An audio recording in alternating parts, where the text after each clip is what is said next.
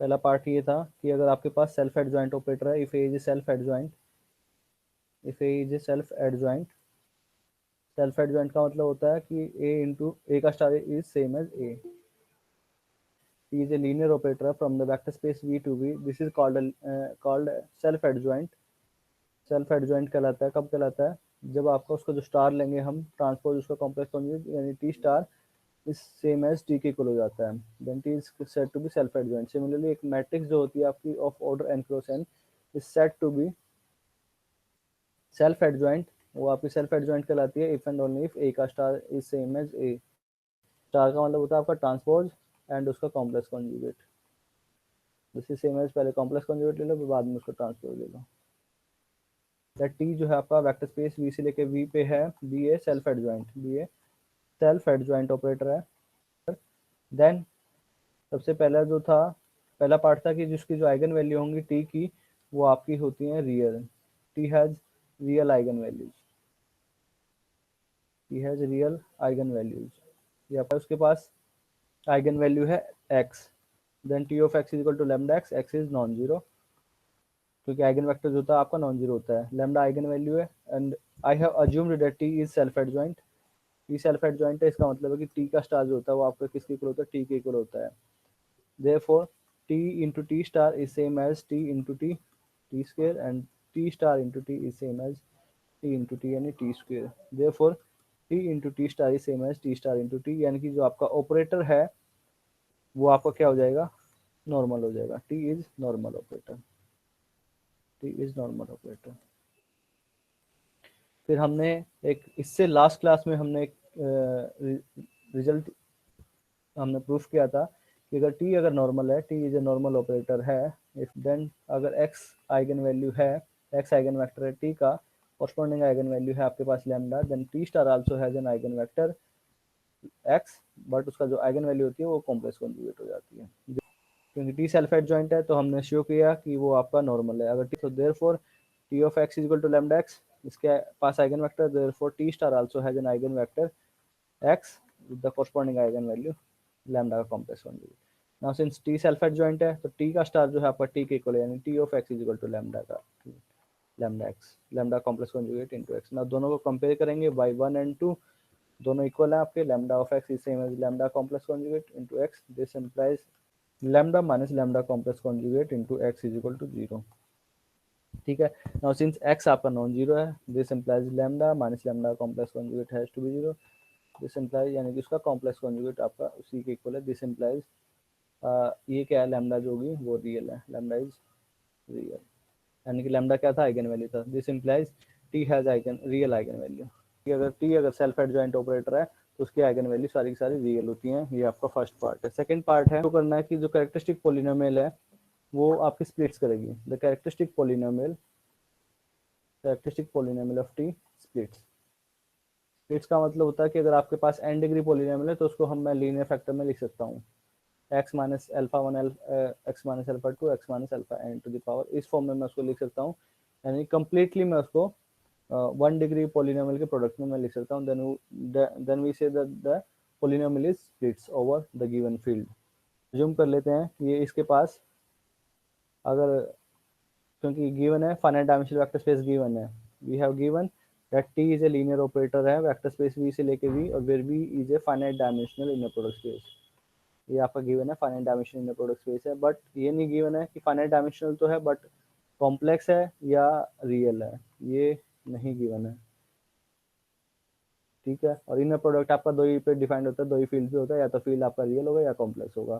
तो first case है, अगर मैं अज्यूम करता हूँ कि अगर आपका जो फील्ड है वो आपका कॉम्प्लेक्स गिवन है, अगर मैं अज्यूम कर लेता हूँ कि dimension of the vector space V जो है आपका ओवर द फील्ड वो आपका कितना है, n है,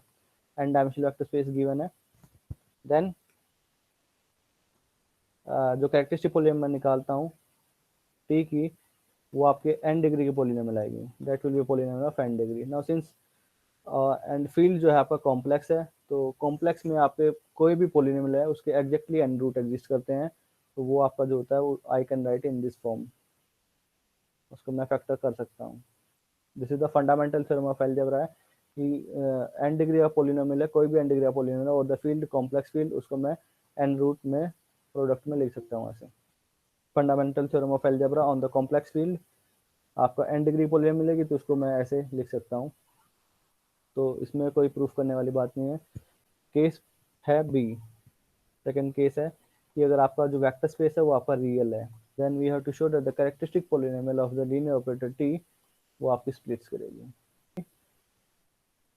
तो इसके लिए हम क्या करेंगे, मैंने अज्यूम कर लिया कि the dimension of the vector space V जो है आपका n है, I can find an basis for beta, then by Gram Schmidt process I can obtain an orthonormal basis. So मैं कर लेता हूँ इसके पास बीटा के पास एक ऑर्थोनॉर्मल बेसिस है, so let beta be an orthonormal basis for the vector space we.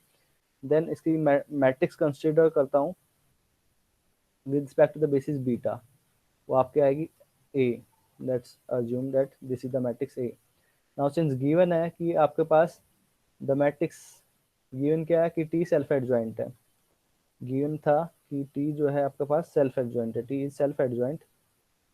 T जो है आपका सेल्फ एडजॉइंट है। अब लास्ट क्लास में हमने किया था T is self adjoint if and only if matrix representation is also self adjoint, is also self adjoint. ठीक है, इसका मतलब कि ए आपका जो है सेल्फ एडजॉइंट है, this implies A is self adjoint, is a self adjoint matrix. Now since n dimensional vector space है तो जो मैट्रिक्स मिलेगी आपके पास वो उसका ऑर्डर होगा n cross n, this will be an n cross n matrix. Now since A is an n cross n matrix, then we can define a operator LA। LA जो होता है आपका लेफ्ट मल्टीप्लिकेशन ऑपरेटर होता है, वो आपका मिलेगा L, ये आपका FN से FN पे करूँगा एक मैट्रिक्स, एक ऑपरेटर डिफाइन करूँगा LA, वो आपका कहाँ से होगा, क्योंकि अगर मेरा n क्रॉस n मैट्रिक्स है, A is n cross n matrix है, ये इधर आता है डायमेंशन, ये इधर आता है, तो ये आपका मैंने डिफाइन किया है एक लीनियर ऑपरेटर Cn से लेके Cn पे, such that L A of ये आपका वेक्टर आएगा x is defined as a into X, ये आपका होता है लेफ्ट मल्टीप्लिकेशन ऑपरेटर, बहुत बार यूज कर चुके हैं इसको। देन इसकी जो मैट्रिक्स रिप्रेजेंटेशन है वो आएगी आपके स्टैंडर्ड बेसिस के, इसकी जो स्टैंडर्ड बेसिस है वो हमने अज्यूम कर ली gamma, gamma one gamma two up to gamma n, तो उसकी जो मैट्रिक्स रिप्रेजेंटेशन है with respect to the standard ordered basis gamma वो आपकी आएगी ए मैट्रिक्स।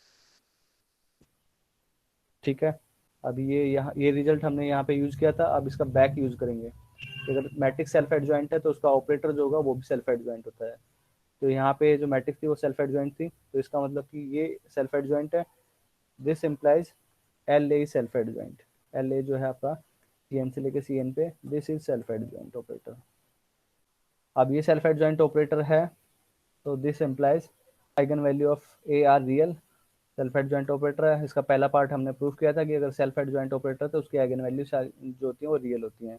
तो the L A has eigen value, L A has real eigen values,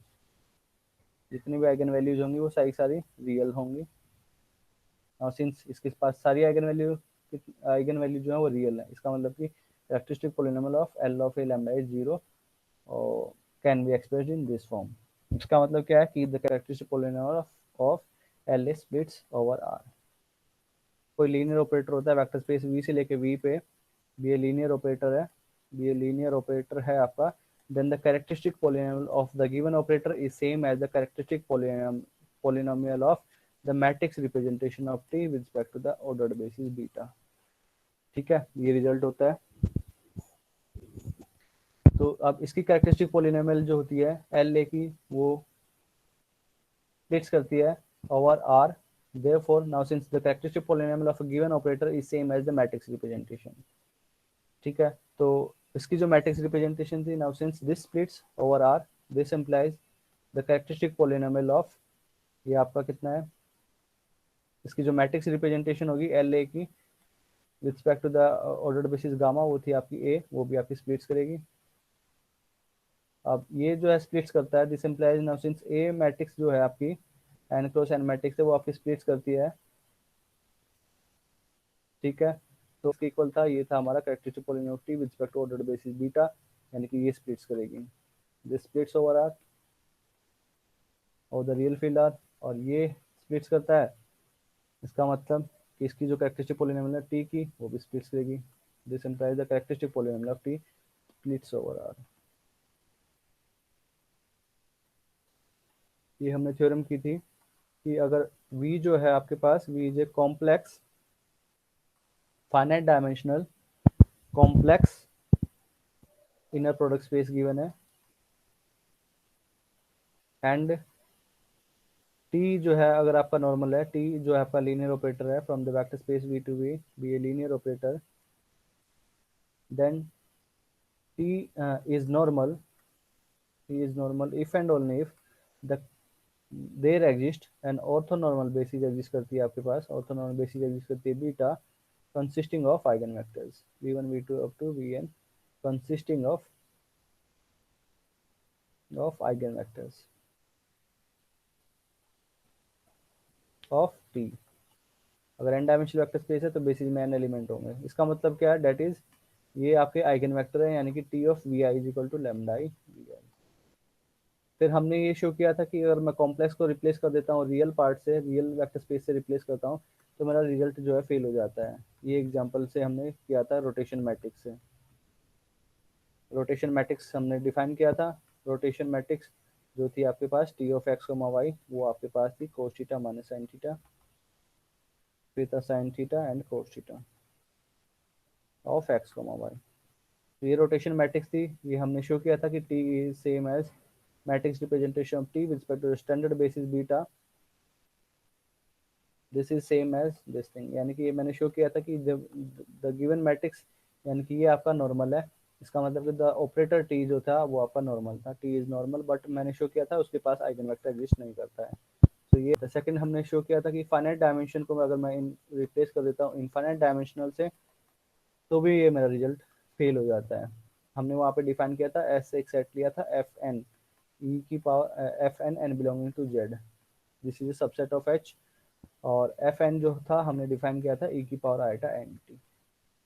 N belonging to Z. ये हमने इनफाइनाइट ऑर्थोनॉर्मल सेट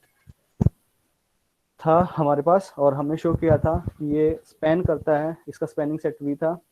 वी हमने define किया था, V is the spanning set of S. Then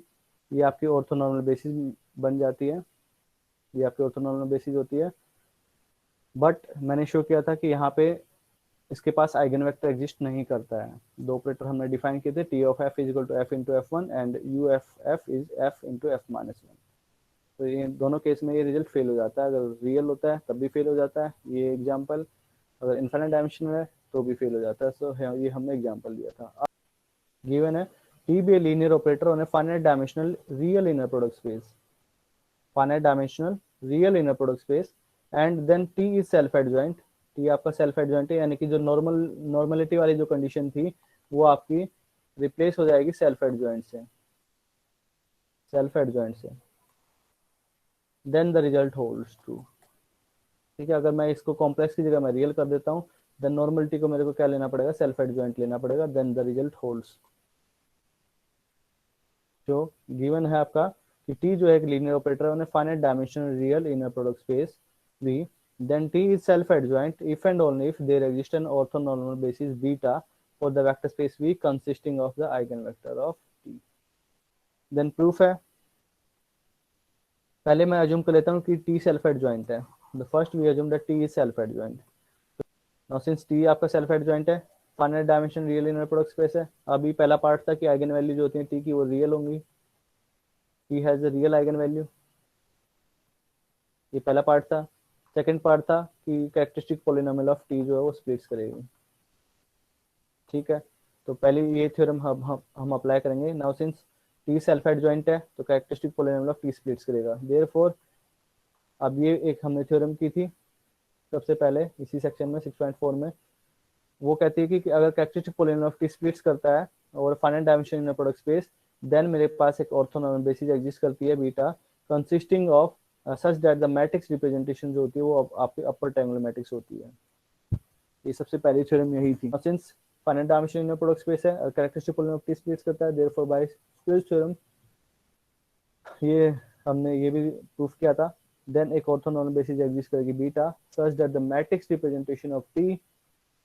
वो आपकी अपर ट्रायंगुलर मैट्रिक्स होगी। ठीक है,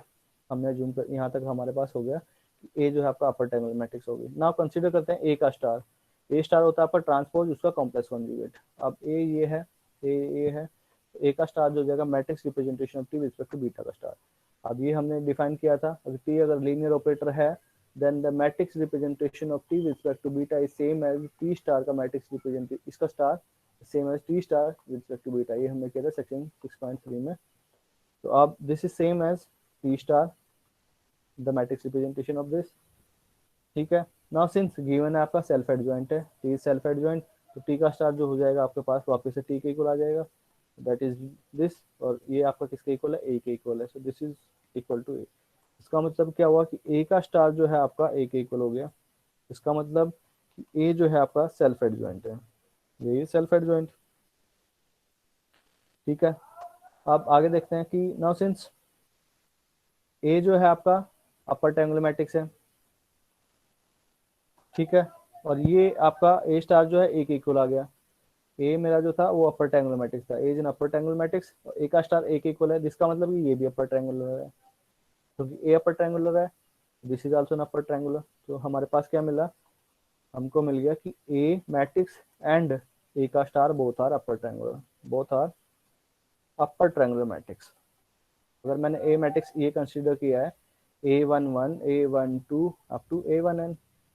A22 up to A2n and so on, last element जो होगा आपका होगा an, because A upper triangular है, तो अपर ट्रायंगुलर तो इसी प्रकार का एलिमेंट होंगे। नाउ सिंस ये कहता है कि ए का स्टार भी अपर ट्रायंगुलर है, तो ए का स्टार अगर मैं कंसीडर करता हूँ तो वो कितना आएगा, ए का स्टार को मैं कंसीडर करूंगा तो फर्स्ट वो आपका फर्स्ट कॉलम हो जाएगा, यानी कि A11 A12 up to A1n, A22 आपका यही रहेगा अप टू A2n, ये आपका कितना हो जाएगा, last row last column ANN। ठीक है, बट अगर ये जो था अपर ट्रायंगुलर मैट्रिक्स, ए जो अपर ट्रायंगुलर मैट्रिक्स यानी कि इस फॉर्म का होगा, तो ए का स्टार आपके पास ये आएगा, बट गिवन क्या है कि ए स्टार जो है आपका पास ए के इक्वल है, ए स्टार इज इक्वल टू ए, यानी कि ए स्टार भी अपर ट्रायंगुलर है, यानी कि अपर ट्रायंगुलर मैट्रिक्स है, यानी कि नीचे एलिमेंट, नीचे वाले एलिमेंट को जीरो होना पड़ेगा, ये A12 A3 जितने भी एलिमेंट है इनको जीरो होना पड़ेगा, यानी कि ए जो है आपके पास क्या मिलेगा, इनको जीरो होना पड़ेगा सारे एलिमेंट, यानी कि ए आपका जो आएगा डायगोनल मैट्रिक्स हो जाएगा।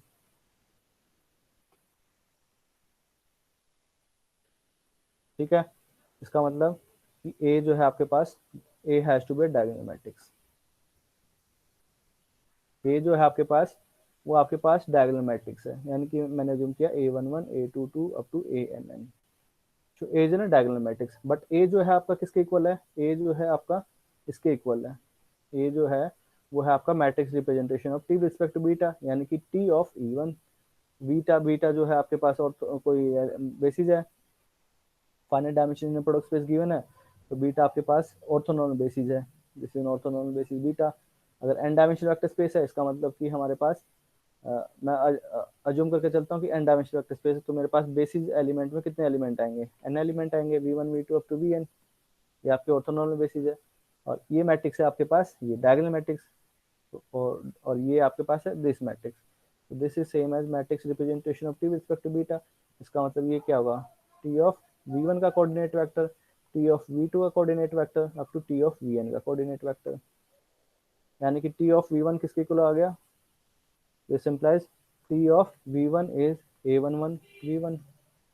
T of V2 A22 V2 up to T of Vn is same as ANN Vn। इसको अगर मैं मान लेता हूँ λ1 λ2 अप टू λn, तो किसके इक्वल आएगा, λ1 V1 λ2 V2 up to λn Vn। तो V1 ये आपका क्या हो गया, V1 is an eigen vector, V2 is an eigen vector, Vn is an eigen vector. तो इसका मतलब क्या है कि जो बेसिस एलिमेंट थे हमारे पास, बीटा जो ऑर्थोनॉर्मल बेसिस थी, उसके पास जो वेक्टर थे वो आइगन वेक्टर है। अब conversely we will assume, conversely मैं क्या अज्यूम करता हूँ कि इसके पास ऑर्थोनॉर्मल बेसिस है वेक्टर स्पेस V की consisting of the eigen vectors of T, तो ये मैंने अज्यूम कर लिया, यानी कि T जो है आपके पास लीनियर ऑपरेटर है वेक्टर स्पेस V से लेके V पे, सच दैट इट हैज ये लीनियर ऑपरेटर है, it has an orthonormal basis, there exist an orthonormal basis exist करती है, ऑर्थोनॉर्मल बेसिस एग्जिस्ट करती है such that orthonormal basis exist करती है consisting of eigen vectors of T, consisting of eigen vectors of T. ठीक है, ये मैंने अज्यूम कर लिया ना। मेरे को शो करना है, टू शो करना है कि ए जो होगा आपका सेल्फ एडजॉइंट होगा, टू शो करना है A is T is self adjoint, ये मेरे को शो करना है। ठीक है, नाउ सिंस ये बेसिस जो है उसके पास आइगन वेक्टर है टी के, यानी कि बेसिस के पास v1 v2 v3 up to vn, इसके मतलब ये जो है बेसिस है, ऑर्थोनॉर्मल बेसिस है, ये सारे सारे आइगन वेक्टर्स हैं। आइगन वेक्टर इसका मतलब T of v i equal to lambda i v i, यानी कि जो मैट्रिक्स रिप्रेजेंटेशन आपकी बनेगी, फॉर एग्जांपल जो मैट्रिक्स रिप्रेजेंटेशन में निकालता हूँ बीटा, वो आपकी ए आएगी, तो वो आपकी टी ऑफ वी वन का कोऑर्डिनेट वेक्टर, तो आपके पास क्या मिलेगा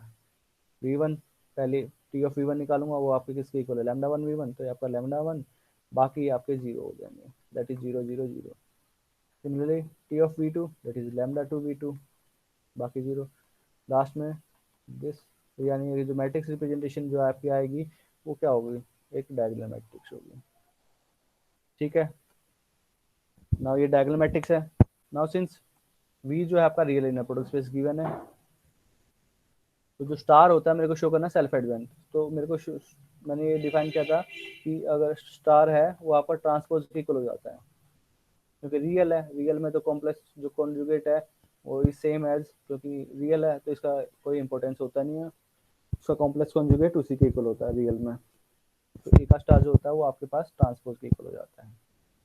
तो अब इसका यूज करेंगे। Now since matrix representation of this is an diagonal matrix, is a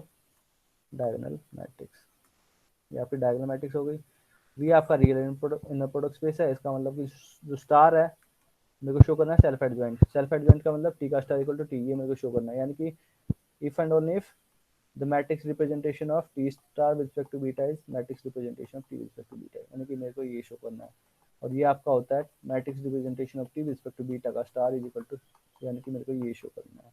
तो मैं कंसिडर करता हूँ matrix representation of T with respect to beta का स्टार, तो मैं ये कंसिडर करता हूँ, और दिस इज सेम एज, क्योंकि रियल है तो ये आपका किसके इक्वल हो जाएगा, ट्रांसपोज के इक्वल हो जाएगा, that is equal to the transpose. Now ये आपके पास डायगोनल मैट्रिक्स है, तो उसका डायगोनल है तो इसका जो ट्रांसपोज है वो वापस से उसी के इक्वल हो जाएगा। ठीक है, क्योंकि अगर ये डायगोनल मैट्रिक्स है lambda one lambda two up to lambda N, तो इसका मैं ट्रांसपोज लूंगा तो कितना आएगा, ये आपके मैट्रिक्स है, एक का ट्रांसपोज लेंगे तो डायगोनल एलिमेंट अपनी जगह पे वो रहेंगे और कोई पोजीशन चेंज होगी नहीं, lambda one first row first column, यानी कि लैम्डा वन यहीं रहेगा, सेकंड रो सेकंड कॉलम, ये तो पोजीशन चेंज ही नहीं करेंगे, ए का ट्रांसपोज एक इक्वल रहेगा। अगर डायगोनल मैट्रिक्स है तो एक ट्रांसपोज सेम है ए, तो इसका ट्रांसपोज जो है वो वापस से इसी के इक्वल हो गया, तो यानी कि T, this implies matrix representation of t with respect to beta का star is same as matrix representation of t with respect to beta, यानी कि आपका जो t है वो आपका सेल्फ एडजॉइंट हो गया, कि अगर t सेल्फ एडजॉइंट होता है if and only if t self adjoint, if and only if the matrix representation of t with respect to beta is self adjoint, तो मैंने ये शो कर दिया कि ये जो है इसका मैट्रिक्स रिप्रेजेंटेशन सेल्फ एडजॉइंट है, इसका मतलब t सेल्फ एडजॉइंट हो गया, therefore this implies t is self adjoint। Examples, real symmetric matrix are self adjoint, real है एंड सिमेट्रिक है मैट्रिक्स, फॉर एग्जांपल मैंने अज्यूम कर लिया ए जो है आपके पास रियल भी है और सिमेट्रिक भी है, तो रियल है तो इसका मतलब उसका ट्रांस कॉम्प्लेक्स कॉन्जुगेट वापस से उसी के इक्वल, और ए जो है आपके पास सिमेट्रिक है, सिमेट्रिक है इसका मतलब ए का ट्रांसपोज जो होगा वो ए के इक्वल हो जाएगा, तो कंसिडर करते हैं ए का स्टार मीन्स ए का ट्रांसपोज उसका कॉम्प्लेक्स कॉन्जुगेट, बट ए का ट्रांसपोज जो है सिमेट्रिक की वजह से वापस से ए के इक्वल है, और ये इसका कॉम्प्लेक्स कॉन्जुगेट ये आपका रियल है तो वो वापस से उसी के equal, therefore A star is same as A, यानी कि अगर रियल सिमेट्रिक मैट्रिक्स है तो वो आपका सेल्फ एडजॉइंट होता है, हेंस सेल्फ एडजॉइंट है तो दोनों नॉर्मल होगा, क्योंकि ए का star is same as A, और मेरे को शो करना है ए इंटू ए का star is same as A का स्टार इंटू ए,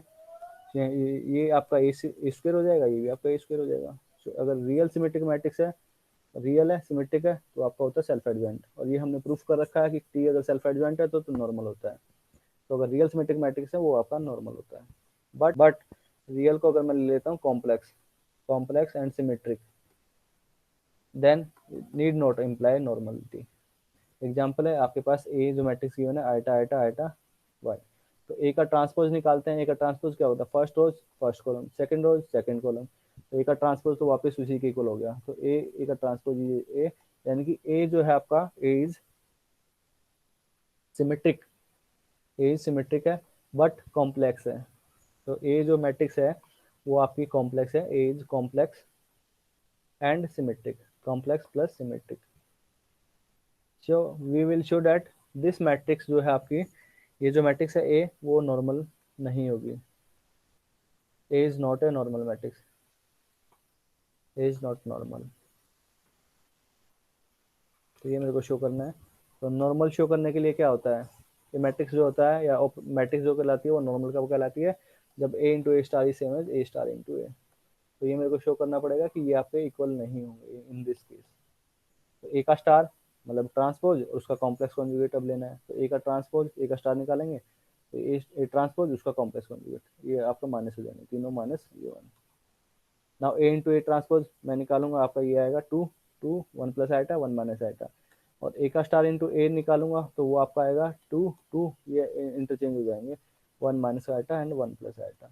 तो A into A star is not equal to the A star into A, this implies A is not normal, A जो है normal नहीं है। Exercise 6.4 में question number 1, ये तो आपको करना ही है हर एक उसका सेक्शन का, ट्रू फॉल्स है। क्वेश्चन नंबर 2 इसमें, इसके जो एक्सरसाइज का उसमें बताना है टी ऑपरेटर आपको गिवन है और आपको निकालना है कि वो आपका नॉर्मल है। The operator is normal, is self adjoint, ठीक है। सिमेट्रिक कुछ इस प्रकार से पूछ रखा है कि वो आपका नॉर्मल है नहीं है, सेल्फ एडजॉइंट है नहीं है, आइगन वैल्यू के बारे में, तो वो आपको निकालना है, सोल्व करना है कि वो आपका नॉर्मल है या नहीं है। गिवन है कि T and U are self adjoint operator है, then their product is self adjoint if and only if they commute. T and U जो है आपके पास सेल्फ एडजॉइंट ऑपरेटर है, these are self adjoint operator है। Then मेरे को show करना है, पहला पार्ट है कि टी इंटू यू एक ही है, then T into U is self adjoint, यानी कि जो उनका जो प्रोडक्ट होगा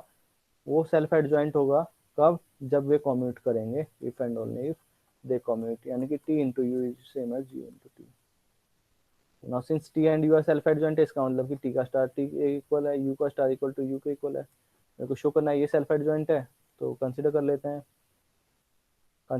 हैं, टी इंटू यू का स्टार, बैकवर्ड खुलेगा तो यू का स्टार इंटू टी स्टार।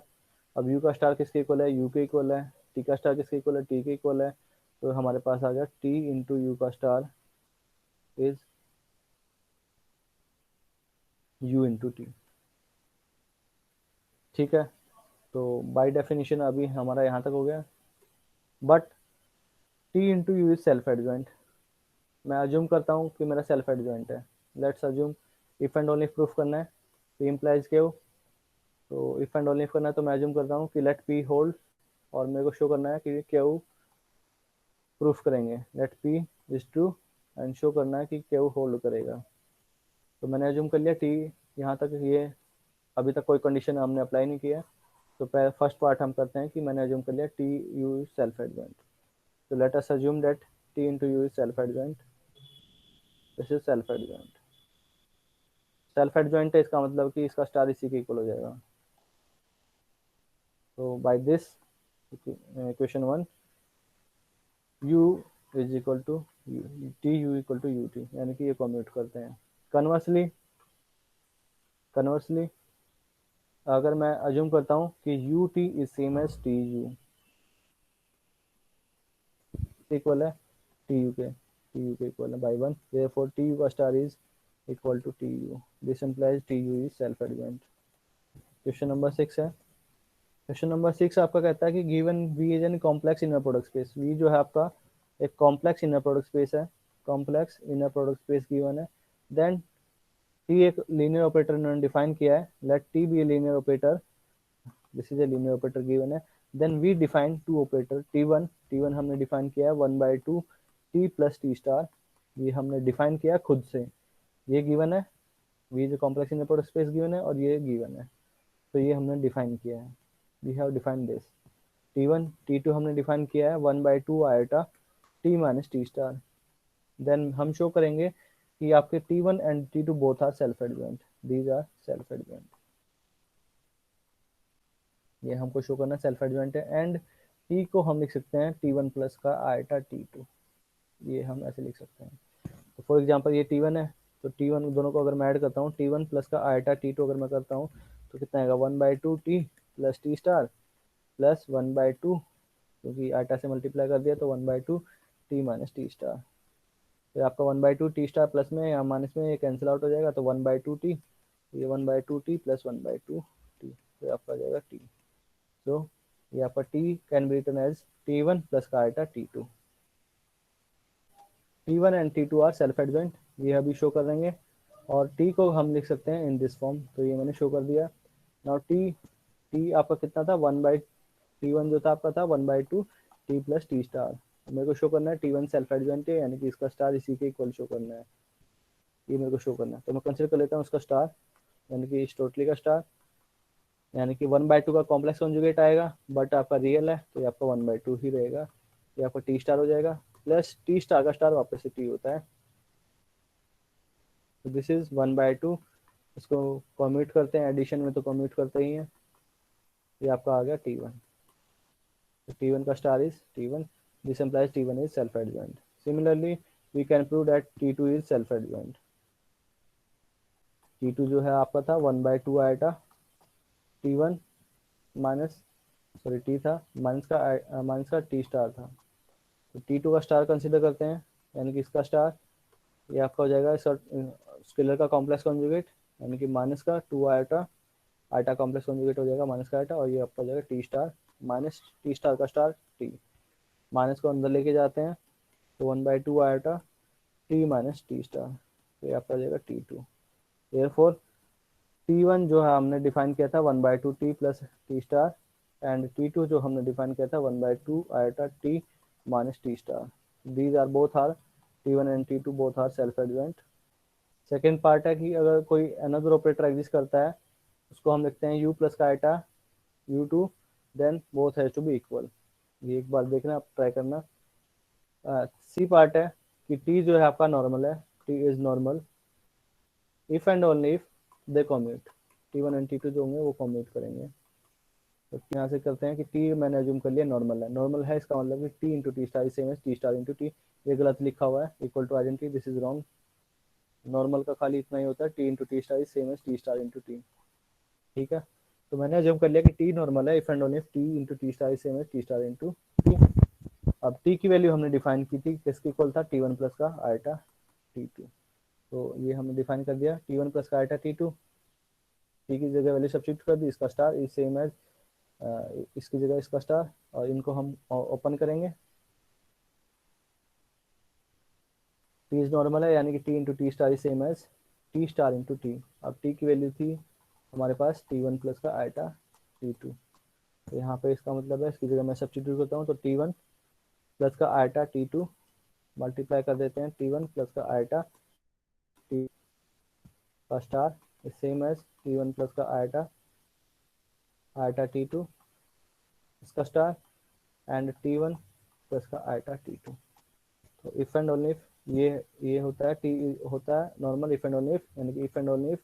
इन दोनों को, अब इसका स्टार निकालते हैं, तो स्टार कितना आएगा, T1 का स्टार, और इसका क्या हो जाएगा, माइनस हो जाएगा, और T2 का स्टार, T1 माइनस का आयटा स्टार था, तो T1 का स्टार माइनस का आयटा T2 का स्टार, और T1 एंड T2 आपके सेल्फ एडजॉइंट है, गिवन है, तो if and only T1 plus का iota T2 is same as T1 minus का iota T2 is same as T1 minus का आयटा T2 और T1 प्लस का आयटा T2। अब इन दोनों को ओपन करेंगे, इन दोनों को दोनों साइड से मल्टीप्लाई करेंगे, इधर से भी मल्टीप्लाई करना है, इनको इनको मल्टीप्लाई करेंगे, और जो टर्म कैंसिल आउट होंगी उनको हम कैंसिल आउट कर देंगे। जो जो उनसी टर्म कैंसिल आउट होंगी उनको हम कैंसिल आउट कर देंगे। तो कैंसिल आउट होने के बाद आपके पास बचेगा यहाँ पे, ये बचेगा ये टर्म, ये वाली, ये वाली, ये और ये। तो यहाँ पे है आयटा T1 T2, यहाँ पे T2 T1, यहाँ पे माइनस आयटा माइनस आयटा, यहाँ पे कितना है T1 T2 है, यहाँ पे T2 T1 है। यानी कि इफ एंड ओनली इफ है, तो ये आपका कब होगा इफ एंड ओनली इफ, ये दोनों इक्वल कब होंगे, जब, क्योंकि यहाँ पे T1 T2 है, यहाँ पे T2 T1 है, minus eta T1 T2 T2 T1, eta T2 T1 और आयटा T1 T2 है। तो ये आपके इक्वल होंगे if and only if both commute, यानी कि T is normal if and only if they commute.